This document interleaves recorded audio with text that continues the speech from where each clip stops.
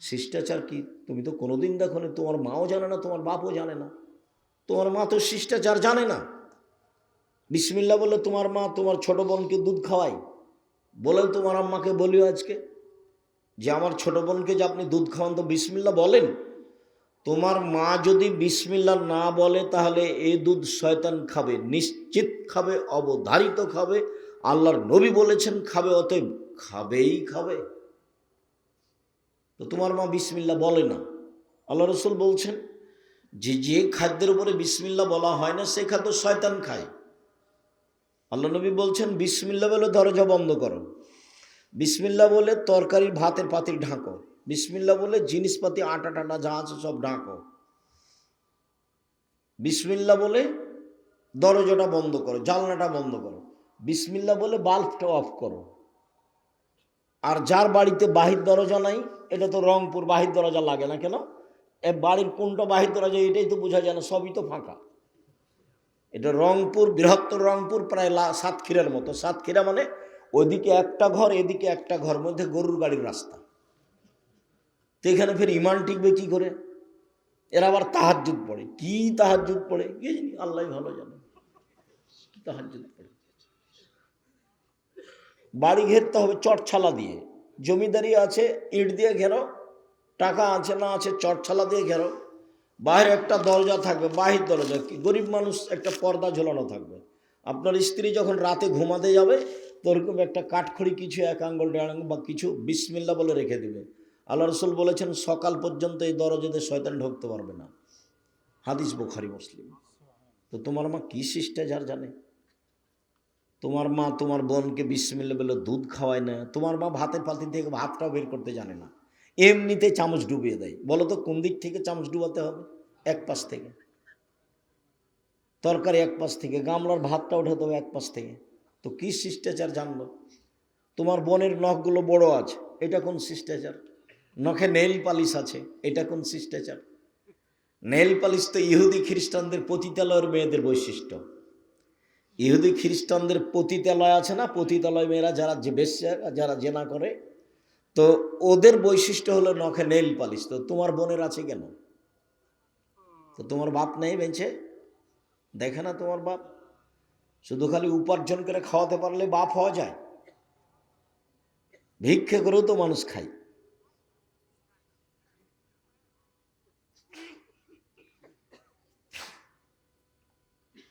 বাপ মা মানে পাহারাদার। আল্লাহ রসুল তো শক্ত করে বলেছেন, মা হলো মা মানে বিদ্যা শিখিয়ে দিবে, সুন্দর বিদ্যা শিখিয়ে দিবে, শিষ্টাচার শিখিয়ে দিবে, ছেলে মেয়েকে পরিপাটি করে রাখবে, পাহারা দিবে। তো কি পাহারা দিল? কি পাহারা দিল? সম্মানিত দিনী ভাই বোন, আল্লাহ তাআলা বলেন, মুহাম্মদ সাল্লাল্লাহু আলাইহি সাল্লাম আপনি মহিলাদের বলে দেন তারা যেন চক্ষু নিচু করে চলে, ওরা যেন গায়ে কাপড় দিয়ে চলে, ওরা যেন ওদের সৌন্দর্যকে ঢেকে রাখে।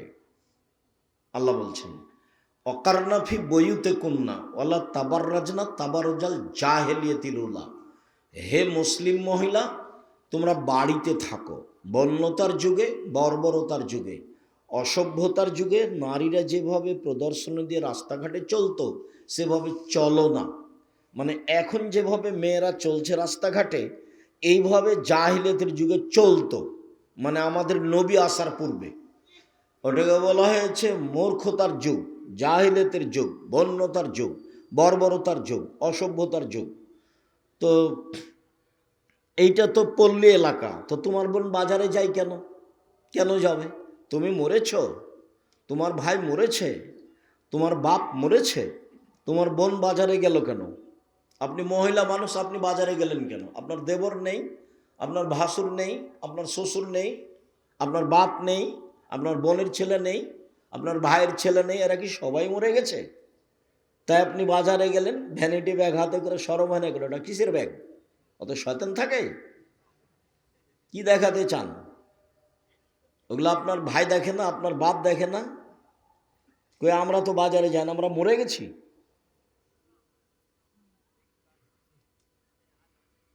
কেন যাবেন? কেন বাজারে যাবেন মহিলা মানুষ? কেন আপনাকে এভাবে চলতে শিখতে হলো? জিনিস আপনাকে কিনতে হবে কেন? সহজ পথ। মহিলা মানুষ দুটা জীবনে কাজ করিয়েন না। এক, অভিমান। অভিমান করেছেন মানে সংসার ধ্বংস হয়ে গেছে। একটা প্রতিবাদ, প্রতিবাদ করবেন না, করলেন মানে সংসার ধ্বংস হয়ে গেছে। আব্দুল রাজ্জাক সাহেব, অভিমান মানে কি? অভিমান মানে হলো এই যে তুমি আমাকে স্বপ্নপুরী দেখতে নিয়ে গেলে না, কোথায় কক্সবাজার থেকে আসে দেখতে, আর রংপুরে আমার বাড়ি কাছে আছে স্বপ্নপুরে, একদিন দেখতে নিয়ে গেলে না, এর নাম অভিমান। একটা ভালো কাপড় দিলে না, যখনই একটু দেরি হবে তখন শয়তান বলবে, সারা দিন ওই মহিলার পিছে লেগে থাকবে শয়তান, দেখলে তোর স্বামী কথা মানে না, এর আগেও বলেছিলে দেয়নি, দেখলে কিছু তোমার স্বামী তোমাকে দেয়নি, কোনোদিনই দেয়নি। এভাবে শয়তান বলতে বলতে বলতে এমনভাবে সারা রাত আর তাকে ঘুমাতে দিবে না। সকালবেলাতে বলবে তোর সংসার আমি থাকবো না। তো বললাম ঠিক আছে থাকিস না, যা। তো বলছি এখনই তালাক দিয়ে দে। আচ্ছা দিচ্ছি, তো এক্ষুনি তালাক দে আগে। তালাক দিয়েছে, 1 তালাক, 2 তালাক, 3 তালাক, 1000 তালাক করে যেমন তালাক দেওয়া হয়েছে তেমন শয়তান আর নেই, চলে গেছে। এখন ধরা পড়ে গেছে, ছেলে মেয়ে তো 3টে। তো এখন আর কি হবে? এখন তো কঠিন অবস্থা। বেগুনের গাছে বেগুন তুলে খাওয়া যায়, মূলা তুলে খেলে গাছটাই শেষ। তালাক দিলে বউ শেষ। দুটা কিছু গালি দেওয়া, মারা, বকা ভালো, কিন্তু তালাক মুখ দিয়ে বের করলেই তালাক হয়ে যাবে।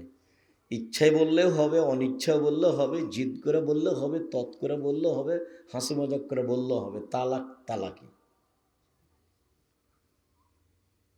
আল্লাহ রসুল বলছেন জিদ্দুন আর জিদ্দুন সালাম হাজলাহুন আর জিদ্দুন। 3টা জিনিসের চূড়ান্ত চূড়ান্ত, তৎ ও চূড়ান্ত, মজাক ও চূড়ান্ত। সেটা হলো, একটা হলো তালাক, একটা হলো বিবাহ, একটা হলো আজাদ, মুক্ত করা। অকারনা ফি বইতে কুন্নাওয়ালা তাবার রাজনা তাবারুজাল জাহিলিয়াতুল উলা। মহিলারা তোমরা বাড়িতে থাকবে, এটা আল্লাহর আদেশ।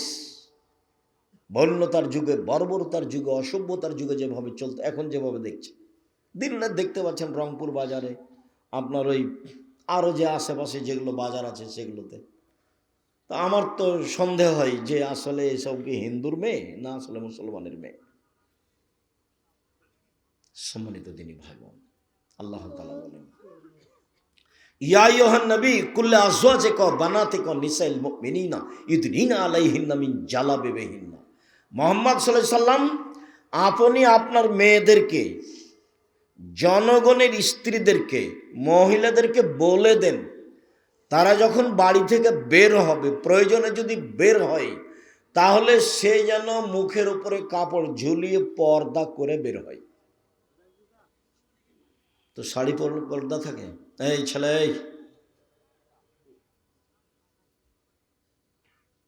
কেমন অনুভূতি! দূর থেকে চিৎকার করে বলছে, একটা জিনিস দিচ্ছে তো চিৎকার করে বলছে যে নাও। কি অনুভূতি! এই ছেলেরা, তোমরা যারা কয়েকজন আছো কি না আমার কাছে ধরা পড়ে না, পাহারা দাও, আশেপাশে দাঁড়িয়ে থাকো, আশেপাশে কেউ যেন মোটর সাইকেল স্টার্ট দিয়ে না যায়, গেলে দূরে গিয়ে স্টার্ট দিবে, এখানে নয়। আর আমি তো আপনাকে বক্তব্য শোনাতে বাধ্য নই, আমি আপনার জন্য এসেছি, এ কথাই ঠিক। আমি ক্লাস থেকে বের হয়ে এসেছি, আবার গিয়ে ক্লাস করব ইনশাআল্লাহ। আমি এত ব্যস্ততার মধ্যে আপনার কাছে এসেছি, আপনার জন্য এসেছি। আপনার আমি কিছু না কিছু উপকার করবই করব ইনশাআল্লাহ, এই জন্য এসেছি। এখন আপনি যদি নিজেকে গরু ছাগল মনে করেন তাহলে তো আমি বুঝাতে পারবো না, পশু প্রাণী মনে করেন তাহলে তো বুঝাতে পারবো না। আল্লাহ কোরআন মাজিদকে দিলেন পাহাড়ের ওপরে, তো পাহাড় বলছে বহন করতে পারবো না এই আমানত। আসমান জমিনকে দিলেন না, পারবো না। তো মানুষ বললো যে আমরা পারবো, তো যেমনই মানুষ বললো যে আমরা পারবো, তেমন আল্লাহ তাআলা বললেন জলুমান জাহুলা, মানুষ বড় জাহেল, মানুষ বড় জালেম, মানুষ বড় জাহেল, মানুষ বড় জালেম। অবাক কথা, কোরআন মাজিদের জিম্মেদারি আমরা নিলাম, সেই জন্য আমরা জাহেল হয়ে গেলাম, জালেম হয়ে গেলাম। এটা বুঝতে ভুল হয়েছে। জালেম মানে কে? বুঝেও মানে না যে সে হলো জালেম, বুঝেছে যে এটা আমাকে করা লাগবে, ও জানে যে বিড়ি, তামাক, জর্দা, সিগারেটগুলো হারাম, খাদ্য হারাম, এগুলো খেয়ে ইবাদত কবুল হবে না। বিড়ি, তামাক, জর্দা, সিগারেটগুলো এগুলো হারাম খাদ্য, এগুলো নেশাদার দ্রব্য, এ দিয়ে ইবাদত কবুল হবে না। তারপর নিয়মিত জর্দা খায়, গুল খায়, তে হলো জালেম, মানে জেনেও মানে না যে সে হলো জালেম। চেষ্টা করলে বুঝতে পারবে, কিন্তু চেষ্টা করে না, সে হলো জাহেল। আমি এই টেবিলটার সামনে 1 ঘন্টা বক্তব্য দিয়ে বলছি টেবিল বড় জাহেল, আমার কথাই বুঝে না, এটা হবে? মাইকের সামনে 1 ঘন্টা বক্তব্য দিয়ে বলছি মাইক বড় জাহেল, আমার কথাই বুঝে না, তো এই কথাটা মানালো? তো মানুষ চেষ্টা করলে বুঝতে পারবে, কিন্তু চেষ্টা করে না, তখন মানুষ হলো জাহেল। আর জানে বুঝে মানে না, তখন হলো জালেম। জানে বুঝে মানে না, তখন হলো জালেম। সম্মানিত দিনী ভাই বোন, বলছিলাম আল্লাহ তাআলার আদেশ, মহিলারা যখন বাড়ি থেকে বের হবে তখন পর্দা করে বের হবে, এটা আল্লাহর আদেশ। আল্লাহ তাআলা বলছেন ওয়াইদা সাআলতুমুহুন্না মাতান ফাসআলুহুন্না মিন ওয়ারাই হিজাব। পৃথিবীর মানুষ, তোমরা যদি মহিলাদের কাছে কিছু চাও তো অন্তরাল থেকে চাও, আট থেকে। তো খোলা মাঠে আপনার স্ত্রী আছে, সেখানে অন্তরাল কি? আবার আপনার স্ত্রী, আপনিও দেখতে পান যে আপনার জামাই আপনার যুবতী মেয়েকে কোলে করে নিয়ে বসে আছে, এটা আপনিও দেখতে পান। তো অন্তরাল কি হলো? হাটে বাজারে যাচ্ছে ভ্যানিটি ব্যাগ না আপনার স্ত্রী, তো অন্তরাল কি হলো? কেন বাজারে যাচ্ছে? আল্লাহ বলছেন যে মহিলাদের কাছ থেকে কিছু নিতে হলে অন্তরাল 8 থেকে নাও, কথা বললে 8 থেকে বলো, এটা তোমাদের জন্য, তোমাদের অন্তরের জন্য পবিত্রতা, ভালো, ভুল পথ থেকে বেঁচে যাওয়া, এটা আল্লাহর আদেশ। সম্মানিত দিনী ভাই বোন, মহিলাদের মর্যাদা অনেক বেশি, অনেক বেশি। দেখায় আপনাকে এত বেশি যে এর ধারে কাছে পুরুষ মানুষ নেই। আব্দুর রহমান আউফ বলছেন যে ইন্নাল মারাতা ইজা সাল্লাত খামসাহা, মহিলা যখন 5 ওয়াক্ত সালাত আদায় করলো, অসামাত শাহরাহা, রমজান মাসে সিয়াম পালন করলো, ও আতাত বালাহা, স্বামীকে মেনে চলল, অহসানাত ফারজাহা, জেনায় লিপ্ত হলো না, তখন সে জান্নাতের 8টা দরজার যে কোনো দরজাতে ঢুকতে পারবে। এইরকম 4টা কাজ করলে কোনো পুরুষ জান্নাতে চলে যাবে, এরকম কথা আল্লাহ রাসূল বলেননি। 1 মিনিট, একটা কাজ আছে, সেখানে পুরুষ নারী সবাই। কি? রাসূল সাল্লাল্লাহু আলাইহি সাল্লাম বলছেন, যে ব্যক্তি ওযু করবে, সুন্দর করে ওযু করবে, ওযুর পরে যদিও বলে আশহাদু আল্লা ইলাহা ইল্লাল্লাহু ওয়াহদাহু লা শারীকা লাহু ওয়া আশহাদু আন্না মুহাম্মাদান আবদুহু ওয়া রাসূলুহু, তাহলে তার জন্য জান্নাতের সব দরজা খোলা। তো তাহলে এখানে তো পুরুষ নারী সবাই সমান। আপনার জন্য যদি এখন থেকে কিয়ামত পর্যন্ত চেষ্টা করি যে একটা ভিন্ন মর্যাদা বের করব পুরুষ হিসাবে, তা বের করা যাবে না। মহিলাদের যাবে অনেক। কয়েকটা দেখায়, এই ছেলে এই বসো, ঢং দেখাচ্ছ। আপনারা ভাই আর একটু খেয়াল করবেন, পরিবেশ নষ্ট করে। ও তো এমনি এসেছে, হুড়াহুড়ি করছে, একটু পরে বাইরে যা হুড়াহুড়ি করবে, দৌড়াদৌড়ি করবে। ও তো আর বোঝার শক্তি নেই, বোঝার প্রয়োজনও নেই। দয়া করে কিছুক্ষণ অপেক্ষা করবেন। আমরা তো আর আব্দুল্লাহ বিন ফজল নয় যে ভোর পর্যন্ত বক্তব্য দিব। কিছুক্ষণের মধ্যেই আমাদের কথা শেষ হয়ে যাবে ইনশাআল্লাহ। সম্মানিত দিনী ভাই বোন, আপনাকে আমি মহিলাদের মর্যাদা দেখাচ্ছি যেখানে পুরুষের কোনো সুযোগ নেই। তার একটা দেখালাম, কোনো মহিলা যদি 5 ওয়াক্ত সালাত আদায় করে, 1, 2 রমজানের সিয়াম থাকে, 3 স্বামীকে মেনে চলে, তিতা লাগলেও মিঠা লাগলেও মেনেই চলতে হবে। মানে স্বামীর সাথে খারাপ আচরণ করে জান্নাত পাওয়া যাবে না। আব্দুল রাজ্জাক সাহেব, আপনার এই কথা আমরা জানি, কিন্তু আমার স্বামীর মুখ এত খারাপ যে ওর মুখের দিকে তাকাতে আমাকে ঘৃণা লাগে।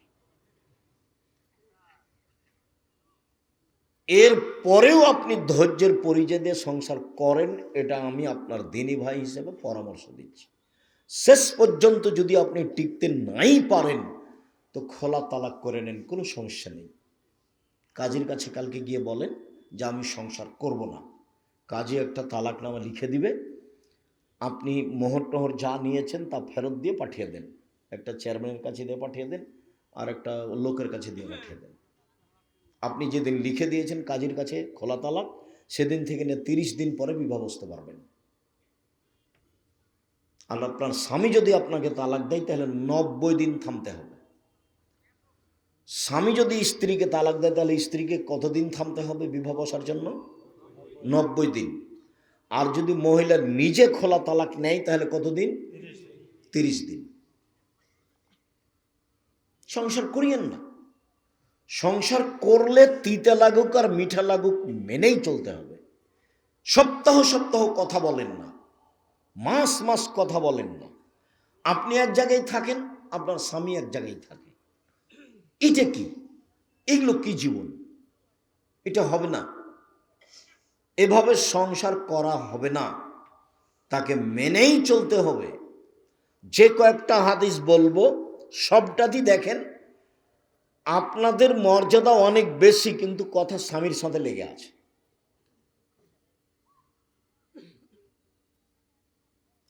1 5 ওয়াক্ত সালাত, 2 রমজানের সিয়াম রোজা, 3 স্বামীকে মেনে চলা, 4 জেনা লিপ্ত না হওয়া।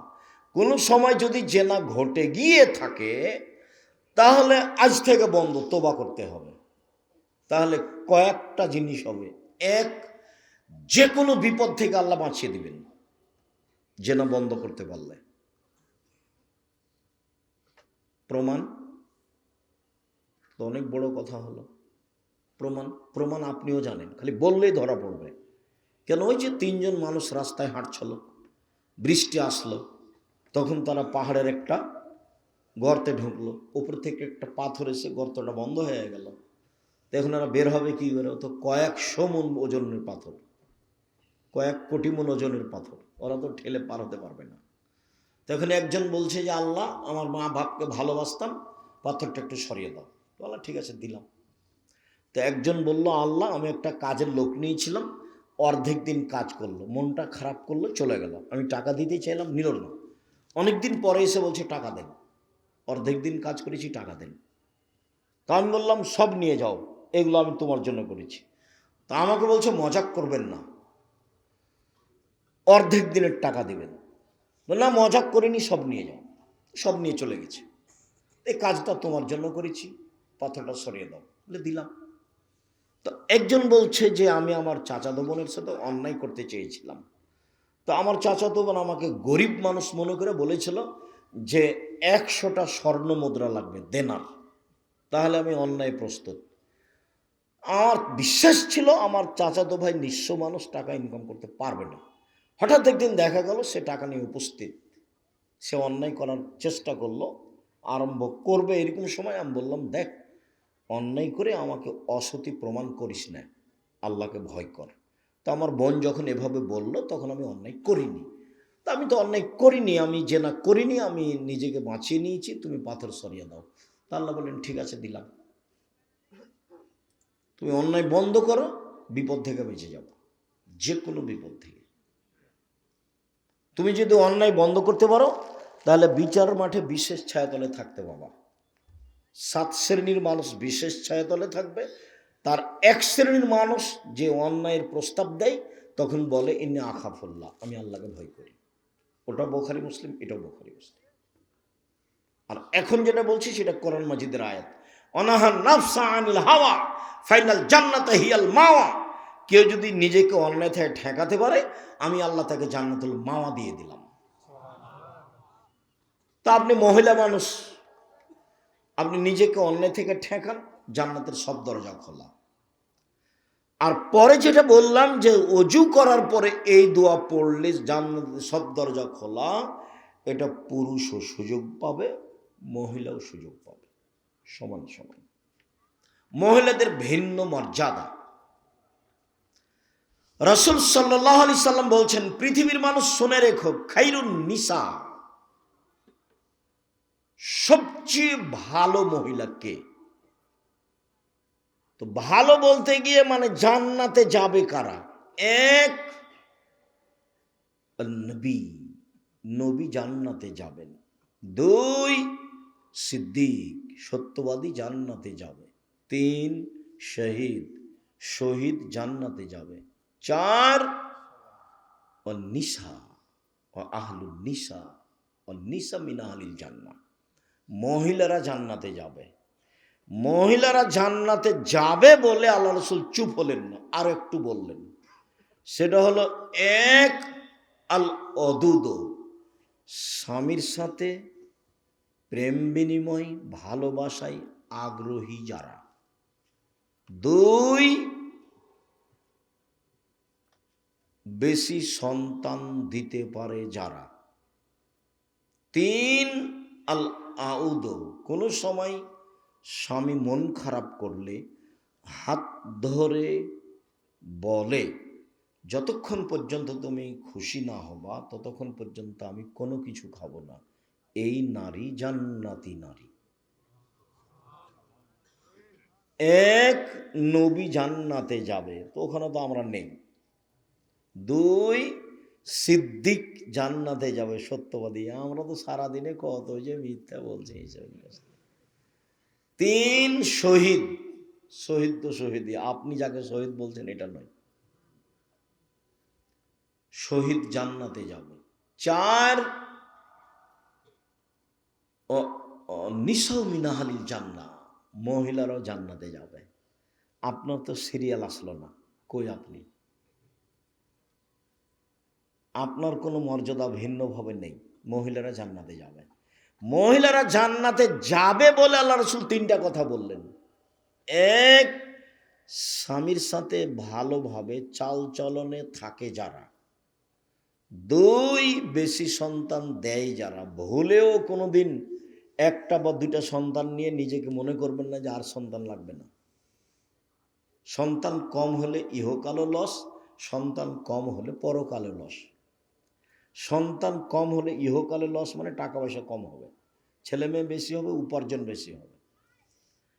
ছেলে মেয়ে কম হলে পরকালে লস কি? একটাই তো ছেলে, কয়টা মরে আর কয়টা থাকে? আল্লাহ রাসূল বলেছেন, যদি কারো দুইটা ছেলে মেয়ে মারা যায় ছোট অবস্থায়, তো এই ছেলে মেয়ে বাপকে মাকে জান্নাতে নিয়ে যাবেই, একটা হলেও হবে। তো আপনার ছেলে মেয়ে মাত্র একটা বা দুইটা, কয়টা মরে আর কয়টা থাকে? আপনারা দেখেন, হয় 10 ভাই বোন আছেন, নাহলে 8 ভাই বোন আছেন, দেখবেন যে দুজন দুজন মারা গেছে। এই জন্য ছেলে মেয়ে কম হলে ইহকালে লস, পরকালে লস। বাচ্চা দিতে বেশি পারে যে। তিন, স্বামী রাগ করলে হাত ধরে ক্ষমা নেয় যে। এই হলো জান্নাতি নারী। চলেন, রাসূল সাল্লাল্লাহু আলাইহি সাল্লাম বলেন, মান আলা জারিয়াতাইনে, কেউ যদি দুইটা মেয়ের লালন পালন করে, তো সেই পিতা আর আমি জান্নাতে একসাথে থাকব। এইভাবে আঙ্গুল দুটি যেমন জমা আছে। রাসূলের সাথে থাকার সুযোগ খুব কম, তবে একেবারেই সাথে থাকা যাবে। একসাথে মেয়ের লালন পালন করে যে, দুইটা মেয়ের। আর একটা পথ আছে, তবে এত পাশে নয়, সেটা হলো এই, এতিম যদি কেউ লালন পালন করে তাহলে এরকম।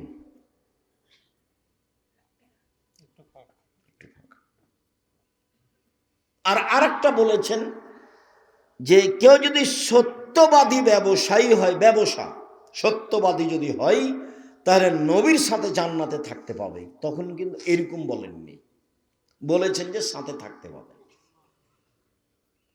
আর আরেকটা বলেছেন, কেউ যদি নিয়মিত তাহাজ্জুদ পড়ে, বেশি সিজদা করে, তাহলে নবীর সাথে থাকার সুযোগ হবে, তবে এরকম নয়।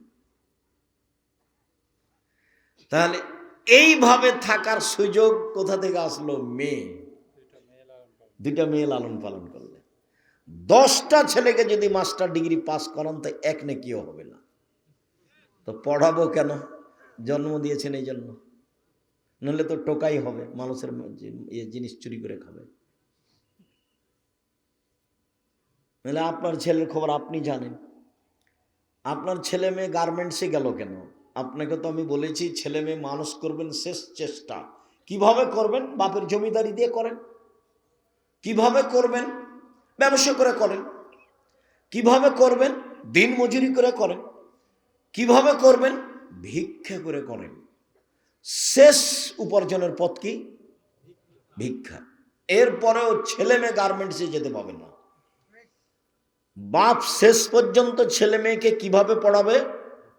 ভিক্ষা করে। আল্লাহ রাসূল আদেশ করছেন, আনফিক আলাইয়ালিক মিন তাওলিক, তুমি তোমার উপার্জিত সম্পদ তোমার ছেলে মেয়ের পিছনে খরচ করো। কি বলতে চাচ্ছেন আমি আপনার কথাতে খুব কষ্ট পাই। আপনি ছেলে মেয়েকে যেভাবে মানুষ করতে চেয়েছেন, সেভাবে আপনার উদ্দেশ্য ভালো হয়নি। আপনি বলছেন যে আমার ছেলেটার মেধা ভালো, ওকে একটা ডাক্তার বানাবো। তো প্রায় ডাক্তারই তো করে, প্রতারক। ওই ওই কোম্পানির ওষুধ লিখে, যে কোম্পানি তাকে টাকা দিয়েছে। বলছেন বড় ইঞ্জিনিয়ার বানাবো, তো প্রায় ইঞ্জিনিয়ার তো চোর। তো আপনি এটা কি করলেন? আর সকালে উঠে গিয়ে আপনার ছেলে যখন স্কুলে যায়, তখনই বলে, ও কালিমা তোমার আকাশ, ও কালিমা তোমার বাতাস। ওর জন্মই সেরেক, ওর ভিত্তি সেরেক দিয়ে। তা আপনি কি ছেলে মানুষ করলেন? আপনার ছেলে জাতির কি করতে পারে? আপনার ছেলে জাতির কিছুই করতে পারে না। ও টাকা চুরি করে আর প্রতারক, ধোঁকা দেয় মানুষকে। ছেলে মানুষ করবেন যাতে করে জাতির অন্যায়ের বিরুদ্ধে লড়তে পারে, শিরকের বিরুদ্ধে লড়তে পারে, বিদাতের বিরুদ্ধে লড়তে পারে। যে কয়েকদিন বেঁচে আছি, হকের উপরে জাতিকে পরকালমুখী করব, সেই জন্য বেঁচে আছি।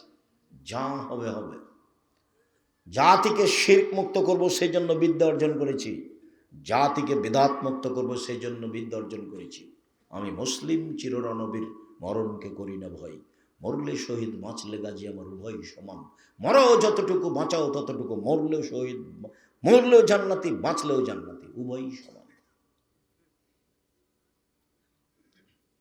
এই জন্য আমি পড়াশোনা শিখেছি, জাতির উপকারের জন্য। কোম্পানি যে টাকা দিয়েছে, আমি ওষুধ লিখেছি। একে আপনি এত টাকা দিয়ে পড়িয়ে কি করলেন? ও লন্ডন থেকে পড়েছে, যে তাতে কি হবে? চাঁপাইনবাবগঞ্জের ভাষাতে আমও গেছে, ছালাও গেছে, কাঁদতে কাঁদতে 2 চোখ গেছে। 16 আনাই মিছে, জীবনটাই 16 আনাই মিছে। আপনিও নিজে বিবেচনা করেন, ছেলে মেয়েও যেন জাতির কল্যাণে আসে, এই জন্য পড়ান। বেগম রোকিয়া বই লিখেছে, রংপুর বাড়ি। কে না চিনে না তাকে? আমি তো কোনোদিন সম্মান দিতে পারিনি। রংপুর ট্রেন স্টেশনে, কথার কথা, কথা সত্য, কিন্তু রংপুর ট্রেন স্টেশন খাস নয়। সেটা হতে পারে সম্ভবত এতে পাটনা। তো পরহেজগার মেয়েরা হজ করতে যাবে, মহিলারা, তখন ওদের বাপ চাচারা কেউ ট্রেন স্টেশনে গিয়ে রেখেছে, তোমরা বসে থাকো, ট্রেন আসবে, তখন আমরা ট্রেনে উঠবো। তখন বেশি পর্দা করে, তো একটা বড় চাদর দিয়ে ওরাকে ঢেকে রেখেছে। তখন স্টেশন মাস্টার ওখান দিয়ে যাচ্ছে, আর বলছে, কিসের বস্তা এগুলো? যে পা দিয়ে লাথি, কিসের বস্তা এগুলো? কিসের বস্তা? লাথি দিয়ে দেখাচ্ছে। তার মানে বেগম রোকেয়া আপনার পাশে থাকার জন্য জীবন বাজি রেখে চেষ্টা চালিয়ে যাচ্ছে, কোনো প্রকার অলসতা নিয়ে চলিনি, এবং মুখে কলমে জাতিকে ফাঁকি দিনি। জাতির যদি রাস্তাঘাট করে দিতে না পারি, জাতির যদি স্কুল কলেজ করে দিতে না পারি, জাতিকে চূড়ান্ত সঠিক ধর্ম দিতে পারবো ইনশাল্লাহ। ধর্মের ব্যাপারে জাতিকে ফাঁকি দিয়ে পরকাল হারাতে রাজি নই। আমি রংপুরে প্রতিষ্ঠান করতে চাইনি, এ কথা নয়। দিনাজপুরে প্রতিষ্ঠান করব কেন? রংপুরেই করব। কেননা রংপুর হচ্ছে বিভাগীয় এলাকা এবং কেন্দ্রীয় একটা শহর, বড় এলাকার। কিন্তু ও দিনাজপুর হলো তো 20 বিঘা জমি দিল, এখানে দিবে কে? আমি তো এখন পর্যন্ত কাউকে ওরকম পাইনি। 10 বিঘা দিতে চেয়েছিল একদম সে পঞ্চগড়ে, তবু মিল খায়নি নাকি রেজিস্ট্রি হয়নি আমার জানা অনুপাতে। আমি চেয়েছি, আমার বড় মনে সাধ, এই দেশের মাটিতে জামিয়া সালাফিয়া প্রতিষ্ঠানের মাধ্যমে ছেলে মেয়েদের বাংলা, ইংরেজি, আরবি উন্নত মানের শিক্ষা দিয়ে জাতির অন্যায়ের বিরুদ্ধে লড়বো, মুখে বলো, মিডিয়ায় লড়বো ইনশাল্লাহ।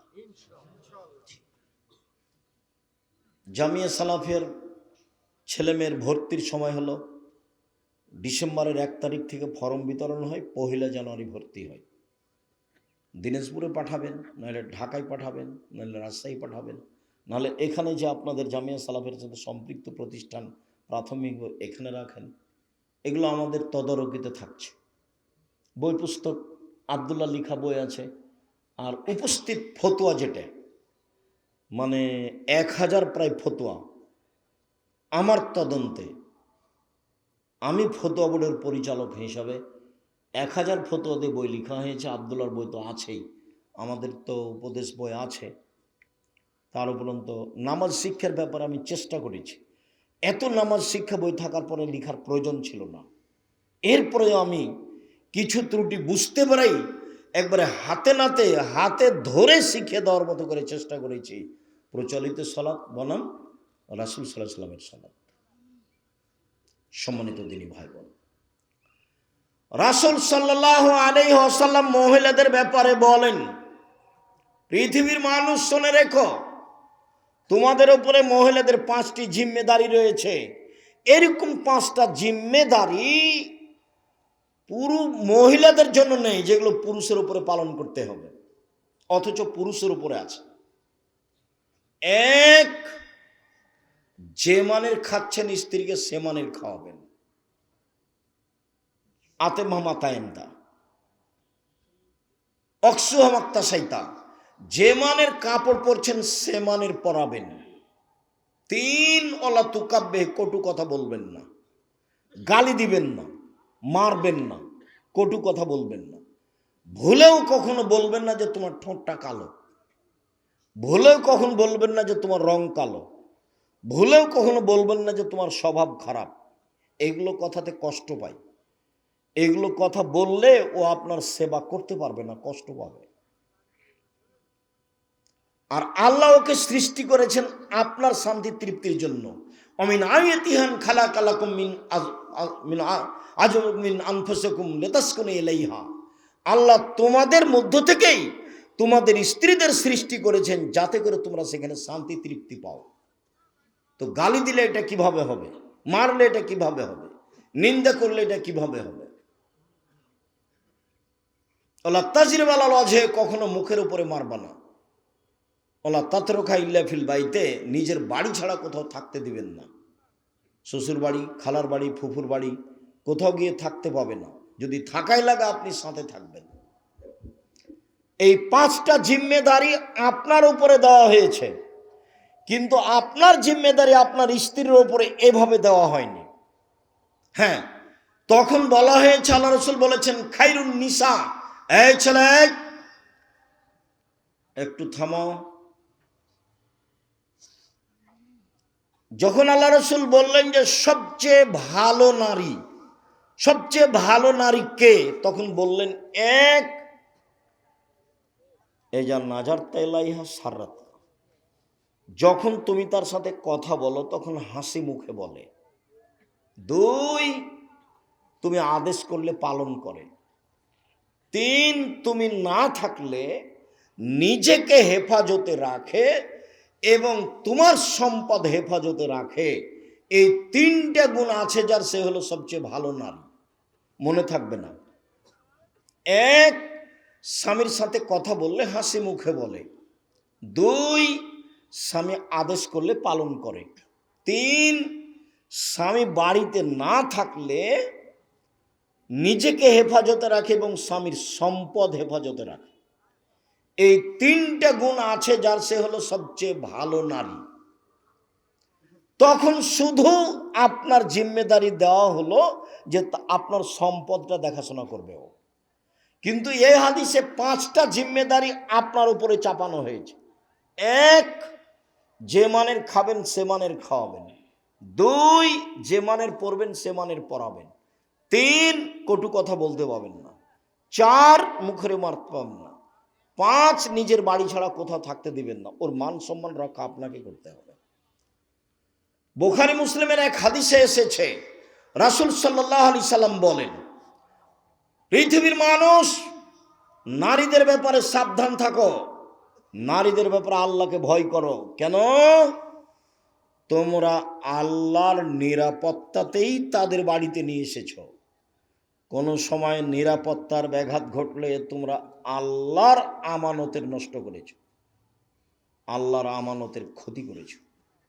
2, ওয়াস্তাহাল আলামতুম বেফুরুজিহিন্না বিকালিমাতিল্লাহ, আল্লাহর কালেমা দিয়েই তাদেরকে বৈধ করেছ।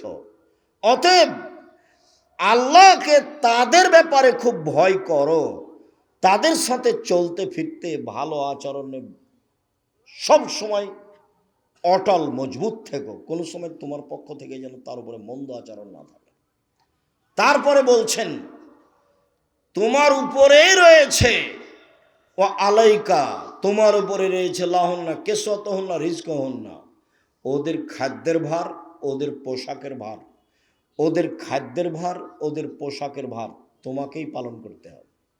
এগুলো সব জিম্মেদারি আপনার উপরে দেওয়া আছে তার মানে তাদের মর্যাদা যত বেশি, কোনো পুরুষের কোনোভাবেই অত মর্যাদা কারো উল্লেখ নেই। রাসূল সাল্লাল্লাহু আলাইহি সাল্লাম বলেছেন, আর দুনিয়া কুল্লুহা মাতা ও খাইরু মাতাই দুনিয়াল মারাতু সলেহা, সারা পৃথিবীর সম্পদ, সবচেয়ে উত্তম সম্পদ হচ্ছে ভালো স্ত্রী। একটু দেখেন তো, সাওবান রাদিয়াল্লাহু তাআলা আনহু বলছেন যে, লাউ আলিম তো আইয়ু মালিন আফজাল ফানাত্তাখে যাও, আমরা যদি জানতাম যে সবচেয়ে ভালো সম্পদ কোনটি, তাহলে আমরা সেটা গ্রহণ করতাম। আমরা যদি জানতাম সবচেয়ে ভালো সম্পদ কোনটি, তাহলে আমরা সেটা গ্রহণ করতাম। তখন আল্লাহ রাসূল বলছেন, শোনো, আফজালহু, সম্পদের সবচেয়ে ভালো সম্পদ হলো লিসানুন জাকির, ওই জিহ্বা, যেই জিহ্বা আল্লাহকে ডাকে, সুবহানাল্লাহ, আলহামদুলিল্লাহ, আল্লাহু আকবার বলে, সেই জিহ্বা হচ্ছে সঞ্চিত সম্পদ। 2, কালবুন শাকির, ওই অন্তর যে অল্পতেই সন্তুষ্ট, যেভাবে হোক না কেন, টাকা কম থাক বেশি থাক, আপনাকে আলহামদুলিল্লাহ বলতে হবে। 3, অজাউজাতুন মুমিনাতুন তুইনুহু আলা দীনিহি, ওই স্ত্রী সবচেয়ে দামি সম্পদ, যে স্ত্রী তার স্বামীকে দ্বীনের ব্যাপারে সহযোগিতা করতে পারে।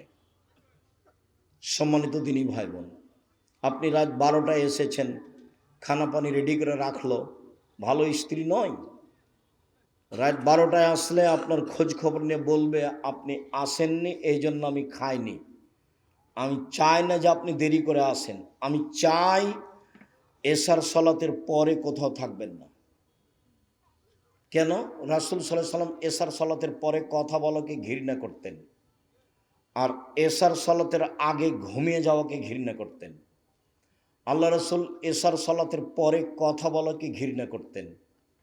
আল্লাহ রাসূল এশার সালাতের পূর্বে ঘুমিয়ে যাওয়াকে ঘৃণা করতেন। অতএব আমি আপনার স্ত্রী, আপনার সহযোগিতায় আছি, আপনাকে সম্মান করার জন্য দয়া করে ভবিষ্যতে আর কোনোদিন রাত 10টায় আসবেন না, 11টায় আসবেন না। এশার সালাত শেষ হয়েছে, চলে আসবেন বাড়ি। যা কথা আছে কাজ আছে পরের দিন হবে। রাতে ঘন্টার ঘন্টা আপনি বাইরে থাকবেন, এটা আমি চাইনি। আমি নিজেকে আপনার সাথে মিশিয়ে দিতে চাই। আপনার ভালোতে আমি ভালো, আপনার খুশিতে আমি খুশি। যেভাবে আপনি রাখবেন আমি সেভাবে প্রস্তুত। তাহলে গন্ডগোল হবে না, ঝগড়া হবে না। অভিমান করলেই শয়তান আপনাকে বোকা বানাবে, প্রতিবাদ করলেই শয়তান আপনাকে বোকা বানাবে, তখন আপনি টিকতে পারবেন না। রাসূল সাল্লাল্লাহু আলাইহি সাল্লাম বললেন, 4টে জিনিস আছে যার, সব কিছু আছে তার। 4টে জিনিস আছে যার, সব কিছু আছে তার। 4টে জিনিস নেই যার, কোনো কিছু নেই তার। 1, ভালো স্ত্রী। ভালো স্ত্রী নেই যার, কোনো কিছু নেই তার। 2 ভালো প্রতিবেশী, 3 একটা ভালো গাড়ি, 4 একটা প্রশস্ত বাড়ি। মেহমান ঘরটা অন্তত যেন বড় হয়, 5 জন 7 জন যেন বসে একসাথে খেতে পারে। 4টে জিনিস আছে যার, সব কিছু আছে তার। 1 ভালো স্ত্রী, 1 নম্বরে এটা এসেছে। 2 ভালো প্রতিবেশী, 3 ভালো গাড়ি, 4 বড় প্রশস্ত ঘর। সিরিয়াল মনে থাকবে, আল্লাহ রাসূল বলছেন আরবাউন লিসাআদা, সুখময় জীবনের জন্য 4টে জিনিস লাগে। 1 ভালো স্ত্রী, 2 ভালো প্রতিবেশী, দরকার হলে জমি বিক্রি করে দিয়ে বাড়ি অন্য জায়গাতে করেন।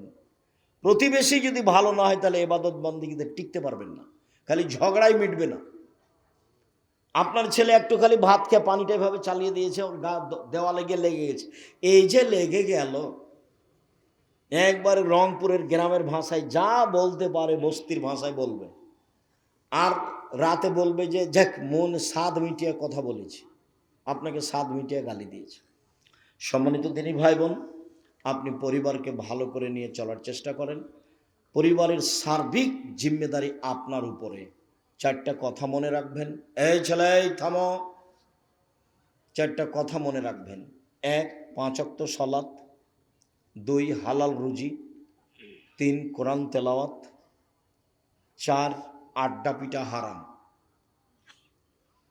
আব্দুর রহিম কয়েকটা উপদেশ নসিহা আপনার সামনে পেশ করছিল, অবশ্যই সেগুলো মনে রাখবেন। আমি আলোচনা শেষে 4টা কথা বলে যাচ্ছি। 1 5 ওয়াক্ত সালাত পড়তেই হবে। 2 হালাল রুজি, রুজির পথ 4টে। দিনমজুরি 1, চাকরি 2, জমি চাষ 3, ব্যবসা 4। বসে বসে কম্পিউটার টিপছে, টাকা ইনকাম করছে, এটা কি গো? এটা কোন দিক দিয়ে হচ্ছে? ব্যবসা করলে টাকা লাগে, টাকা না লেগে আর একটা ব্যবসা আছে, তার নাম মুদারাবা, মানে আপনার টাকা আর আমার ব্যবসা, লাভ চুক্তি হারে ভাগ হবে, এটাও চলে, কিন্তু টাকা তো লাগলো। আড্ডা পিটা চিরদিনের জন্য হারাম। 1 দোকানে বসে আড্ডা পিটা, 2 মোবাইলে দেখে সময়টা কাটানো, এটা আড্ডা পিটা। এই 4টা জিনিস সাবধান থাকবেন। আপনাকে আমি 4টা জিনিস অনুরোধ জানিয়ে শেষে কয়েকটা কথা বলছি। তার একটা হলো এই, যে কোনো মূল্যে পরিবারকে কন্ট্রোল করার চেষ্টা করবেন। যে কোনো মূল্যে ছেলে মেয়েকে ভালোভাবে লালন পালনের চেষ্টা করবেন। আপনি না পারলে জামিয়া সালাফিয়া দিয়ে দেন, আমি বাকিটুকু দেখবো ইনশাল্লাহ। আমার চেষ্টার অভাব নেই। জামিয়া সালাফিয়ায় প্রায় 5,000 ছেলে মেয়ে আছে, 519 জন ইয়াতিম অসহায় আছে, 300 জন শিক্ষক শিক্ষিকা আছে, 40 লক্ষ টাকা বেতন লাগে প্রতি মাসে। আপনার ছেলে মেয়ে কালকে গেলে তেমন সমস্যা নেই, তবে পরীক্ষা করে ওরা ভর্তি নেই। সম্মানিত দিনী ভাই বোন, আমার পক্ষ থেকে আরেকটা যেটা থাকছে সেটা আল ইতেসাম পত্রিকা আমি নিজে কিনেছি আপনাকে ফ্রি দেওয়ার জন্য, তবে আর একটা নতুন কিনতে হবে, তাহলে এটা আমি ফ্রি দিব। আপনি যেন জামিয়া সালাফিয়াতে সম্পৃক্ত হতে পারেন আল ইতেসাম পত্রিকার মাধ্যমে।